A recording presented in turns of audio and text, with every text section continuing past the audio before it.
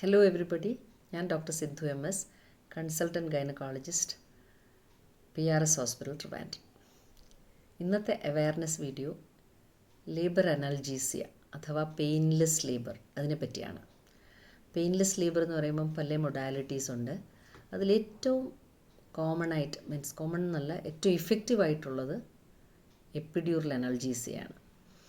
Epidural അനൽജീസിയയെ പറ്റി പറയുമ്പോൾ ഈ ഒരു പരിഷ്കൃത രാജ്യങ്ങളിൽ അവിടെ മിക്ക ഡെലിവറികളും എപ്പിഡ്യൂറൽ അനൽജീസിയയിൽ കൂടി തന്നെയാണ് നടക്കുന്നത്. അതും ഫസ്റ്റ് പ്രഗ്നൻസി, സെക്കൻഡ് തേർഡ് പ്രഗ്നൻസിയൊക്കെ കുറച്ച് ഈസി ആയിട്ട് നടക്കുന്നതുകൊണ്ട് അത് എപ്പിഡ്യൂറൽ അത്രയ്ക്ക് അങ്ങനെയുള്ള ആൾക്കാർ ഓപ്റ്റ് ചെയ്യാറില്ല. പക്ഷേ ഫസ്റ്റ് പ്രഗ്നൻസിക്കാർ ഡെലിവറിക്ക് വരുമ്പോൾ ഒരു ഔട്ട് ഓഫ് 4 പേർക്കും എപ്പിഡ്യൂറൽ അനൽജീസിയ കൊടുക്കാറുണ്ട് US പോലുള്ള കൺട്രികളിൽ.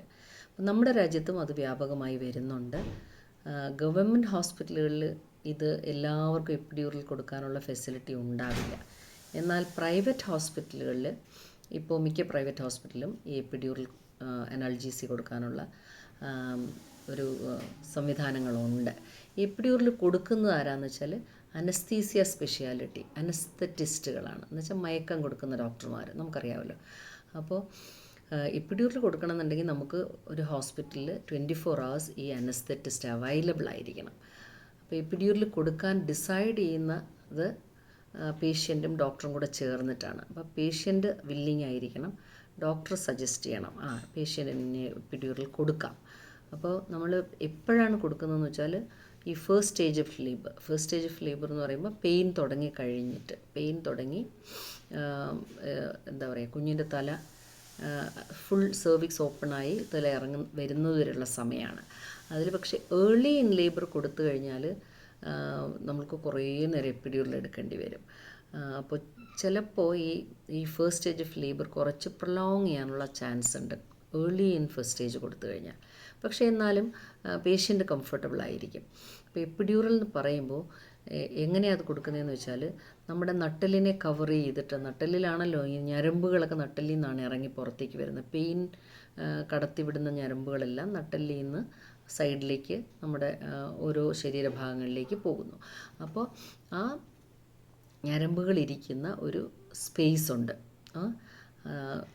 നട്ടലിനെ കവർ ചെയ്ത് ഡ്യൂറ എന്ന് പറയുന്നൊരു ഒരു മെംബ്രെയിനുണ്ട്. അപ്പോൾ അതിനെ തുളച്ച് അതിൻ്റെ ഉള്ളിൽ ആ എപ്പിഡ്യൂറൽ സ്പേസിലേക്ക് ഈ പെയിൻ കുറയ്ക്കുന്ന മരുന്നുകൾ കുത്തിവെക്കുമ്പോൾ തന്നെ ആ ഞരമ്പുകൾ റെസ്പോണ്ട് ചെയ്യും. പെയിൻ സെൻസേഷൻ അറിയാത്ത മട്ടിൽ ആകും.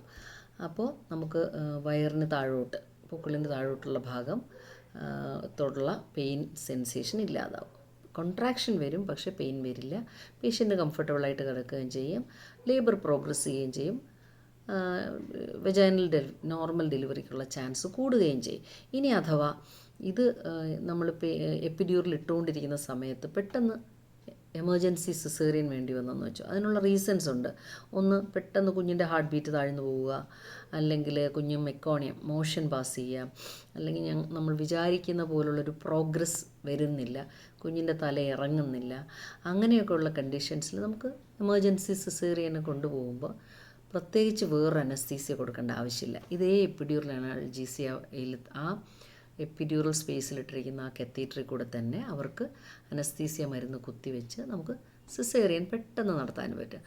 ഒരു ഉദാഹരണം എന്ന് വെച്ചാൽ, ഇന്ന് തന്നെ എൻ്റെ ഒരു പേഷ്യൻറ്റിന് ഞങ്ങളുടെ ഹോസ്പിറ്റലിൽ ഇതുപോലെ ഡെലിവറിക്ക് വേണ്ടി വന്ന് പെയിൻ കൂടിയപ്പം എപ്പിഡ്യൂറൽ വേണമെന്ന് പറഞ്ഞ് എപ്പിഡ്യൂറൽ അനസ്തീസിയ ഡോക്ടർ വന്ന്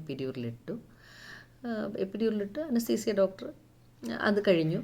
പേഷ്യൻ്റ് കംഫർട്ടബിളായി കിടക്കുന്നു. പക്ഷേ പെട്ടെന്ന് കുഞ്ഞിൻ്റെ ഹാർട്ട് ബീറ്റ് കുറഞ്ഞു എന്ന് വെച്ചാൽ 120 മുതൽ 160 വരെ ഇരിക്കേണ്ട ഹാർട്ട് ബീറ്റ് 70-60 ആ റേഞ്ചിൽ പോയി. ഞങ്ങളാകെ പരിഭ്രാന്തരായി നോക്കി. ഞാൻ പെട്ടെന്ന് ഡെലിവറി ആകാറായോ എന്ന് നോക്കി, പക്ഷേ ആയിട്ടില്ല. 10 സെൻറ്റിമീറ്റർ ഓപ്പണിങ് ആയിട്ടില്ല. അപ്പോൾ ഇനി നമ്മൾ വെയിറ്റ് ചെയ്താൽ കുഞ്ഞിനെ നമുക്ക് നഷ്ടപ്പെടുമോ എന്ന് ഞങ്ങൾ ഭയന്നിട്ട് ഏർജൻ്റായിട്ടൊരു സിസേറിയൻ പ്ലാൻ ചെയ്ത് വിതിൻ 5 minutes. കാരണം എന്താ അറിയോ, നമുക്ക് വേറൊരു അനസ്തീസിയ കൊടുക്കേണ്ടി വന്നില്ല.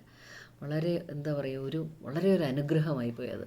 പെട്ടെന്ന് കുഞ്ഞിനെ എടുത്ത് കുഞ്ഞും അമ്മയും സുഖമായിരിക്കുന്നു. അങ്ങനെ ഒരു അഡ്വാൻറ്റേജും കൂടെ എപ്പിഡ്യൂറലിനുണ്ട്. ഇനി എപ്പിഡ്യൂറൽ എന്തെങ്കിലും സൈഡ് ഇഫക്ട്സ്, കോംപ്ലിക്കേഷൻസ്, അതാണല്ലോ എല്ലാവരും ചോദിക്കാറ്.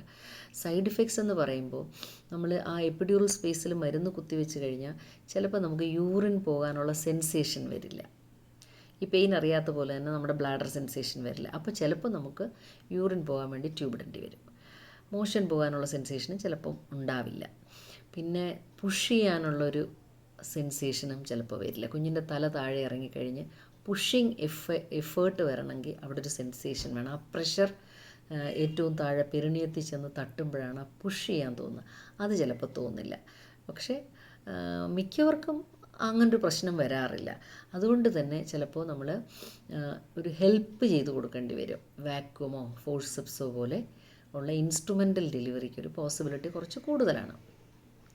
പിന്നെ ഒരു സൈഡ് ഇഫക്റ്റ് എന്ന് വെച്ചാൽ എപ്പിഡ്യൂറിൽ ഇട്ട് കഴിഞ്ഞ ഉടനെ ചിലർക്ക് കുറച്ച് BP കുറയാൻ സാധ്യതയുണ്ട്. പക്ഷേ അതൊക്കെ സെൽഫ് ലിമിറ്റിംഗ് ആണ്. ആ BP ഇമ്പ്രൂവ് ചെയ്യാനായിട്ട് ഈ ഡ്രിപ്പ് ഇടുകയോ അല്ലെങ്കിൽ BP കൂടാനുള്ള മരുന്നോ കുത്തിവയ്ക്കുമ്പോൾ അത് കറക്റ്റായിട്ട് വരാറുണ്ട്. പിന്നെ വളരെ അപൂർവമായിട്ട് വളരെ റെയറായിട്ട് കുറച്ച് സീരിയസ് കോംപ്ലിക്കേഷൻസ്, അതൊക്കെ ഞങ്ങളുടെ അനുഭവത്തിലില്ല. പക്ഷേ നമ്മൾ ചരിത്രം എടുത്തു നോക്കിയാൽ അങ്ങനെ വന്നിട്ടുണ്ട്. ടെക്സ്റ്റ് ബുക്സിലൊക്കെ ഡിസ്ക്രിപ്ഷനുണ്ട്. കാരണം ഈ നട്ടെല്ലിൽ കുത്തി വെക്കുമ്പോൾ അത് ഏതെങ്കിലും നെർവിൽ കൊണ്ടിട്ട് ആ നെർവ് ഡാമേജായി ആ നെർവ് സപ്ലൈ ചെയ്യുന്ന മസിൽസൊക്കെ പാരാലിസിസ് ആവാനൊക്കെ ഉള്ളൊരു വളരെ അപൂർവമായിട്ടുള്ളൊരു പോസിബിലിറ്റി ഇല്ല എന്ന് പറയുന്നില്ല. അതുകൊണ്ട് അങ്ങനെ ഉണ്ടാവാൻ സാധ്യതയുണ്ടെന്ന് വെച്ച് നമ്മൾ എപ്പിഡ്യൂറിൽ എടുക്കാതിരിക്കണമെന്ന് ഞാൻ പറയില്ല. കാരണം എപ്പിഡ്യൂറിൽ ഇട്ട് കഴിഞ്ഞിട്ടുള്ള പ്രസവം എന്ന് പറഞ്ഞാൽ വളരെ കംഫർട്ടബിളാണ്. അപ്പോൾ സാധ്യമാകുന്നവരെല്ലാം എപ്പിഡ്യൂറിൽ ഓപ്റ്റ് ചെയ്യുന്നത് നല്ലതായിരിക്കും എന്നാണ് എൻ്റെ അഭിപ്രായം. പക്ഷേ പെയിൻ ടോളറേറ്റ് ചെയ്യാൻ പറ്റുന്നവർക്ക് ഇതൊന്നും വേണമെന്നില്ല. നല്ല മനസ്സിന് ഉറപ്പുള്ളവർ, അല്ലെങ്കിൽ നന്നായിട്ട് എക്സസൈസൊക്കെ ചെയ്യുന്നവർ,